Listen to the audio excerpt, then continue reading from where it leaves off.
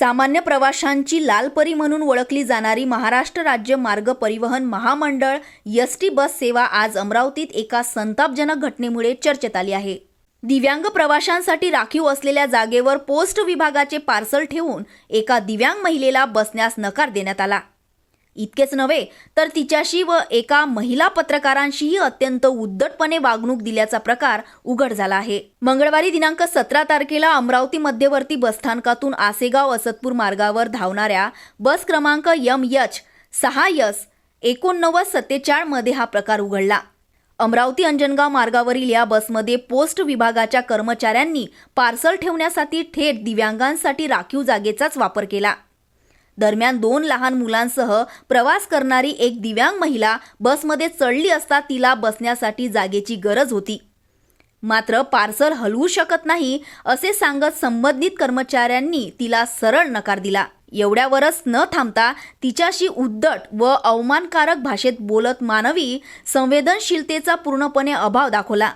या अन्यायकारक प्रकाराला बसमधील उपस्थित असलेल्या पत्रकार अर्चना रक्षे यांनी जाब विचारत विरोध केला, मात्र सत्य मांडणाऱ्या पत्रकार महिलेलाही त्या कर्मचाऱ्याने उद्धटपणे प्रत्युत्तर देत वाद घातल्याचे समोर आले आहे।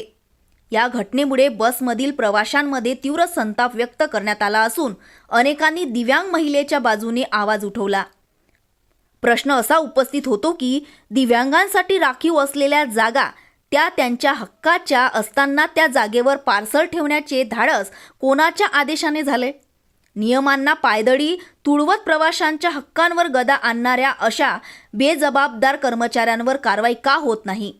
या घटनेमुळे पोस्ट विभाग व एसटी प्रशासनाच्या कारभारावरून प्रश्नचिन्ह निर्माण झाले असून नागरिकांकडून संताप व्यक्त केला जात आहे। दिव्यांगांचा अपमान सहन केला जाणार नाही असा इशारा देत संबंधित कर्मचाऱ्यांवर तात्काळ निलंबनाची कारवाई करावी अशी मागणी जोर धरत आहे।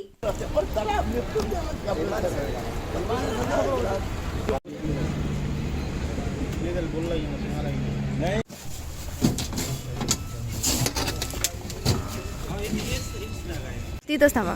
काय झालं तुमच्यासोबत आता? मला जागा बसू देत नव्हते। माझ्याकडे 2 लेकरं आहे आणि त्यांनी पोते ठेवले आहे सीटवर। कोणती गाडी आहे? ते कुठे जायचा मार्ग आहे? अंजनगाव असतपूर। अंजनगाव असतपूर। समोरची सीट तुमची असते? हो, आमचीच असते। काय म्हटलेलं आहे त्या माणसानं की कंप्लेंट करा? कंप्लेंट करा, पोस्टाचं सामान आहे काहीतरी म्हटलं त्यांनी, तेवढं काही कळलं नाही मला। तुमचं काय म्हणणं आहे? म्हणजे आम्हाला तकलीफ होती बा मागे जायला, तर आमची सीट आम्हाला पाहिजे असं म्हटलं।